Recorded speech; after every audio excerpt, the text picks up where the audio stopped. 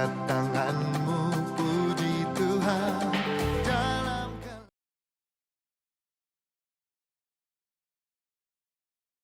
Shalom saudara dimanapun Anda berada, kita jumpa lagi dalam Voice of Hope, suara pengharapan.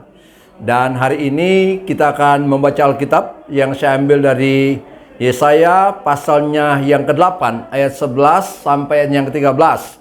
Sebab beginilah firman Tuhan kepadaku, ketika tangannya menguasai aku dan ketika ia memperingatkan aku supaya jangan mengikuti tingkah laku bangsa ini. Jangan sebut persepakatan, segala apa yang disebut bangsa ini persepakatan. Dan apa yang mereka takuti janganlah kamu takuti, dan janganlah gentar melihatnya. Tetapi Tuhan semesta alam, dialah yang harus kamu akui sebagai yang kudus. Kepadanya lah harus kamu takut, dan terhadap dialah harus kamu gentar. Dan hari ini kita bicara tentang karakter unggul. Salah satu karakter unggul itu adalah bicara tentang integritas.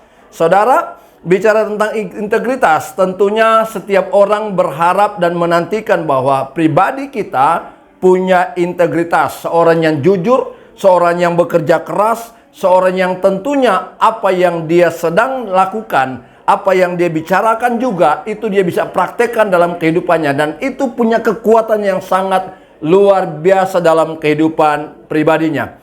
Dan kita tahu bahwa orang yang punya integritas itu, setelah kita membaca ini, maka kita bisa berkata Yesaya adalah pribadi yang punya integritas. Seorang hamba Tuhan, seorang pelayan Tuhan, seorang yang dipanggil oleh Allah, dan dia tentunya memiliki karakter ini, karakter yang sangat unggul, yaitu integritas. Kenapa demikian? Kita pelajari bersama-sama. Yang pertama, karena Yesaya itu dalam ayat yang ke-11 searah dengan petunjuk Tuhan.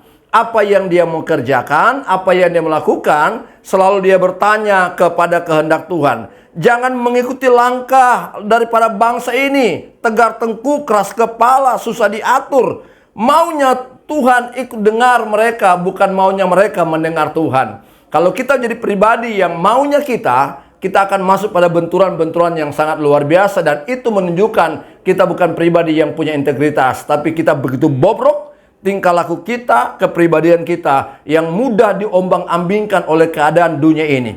Tapi kalau kita mendengar searah dengan Tuhan, maka di sanalah pembentukan karakter unggul itu akan terjadi. Yang kedua, tidak terprovokasi dengan apapun juga. Dunia boleh mengajar kita tentang kejahatan. Dunia boleh mengarahkan kita, menarik kita untuk keluar dari kebenaran. Tapi kalau orang yang punya integritas, dia tetap akan bertahan. Dia mampu hidup dalam kebenaran. Karena itulah yang Allah kehendaki untuk dia kerjakan.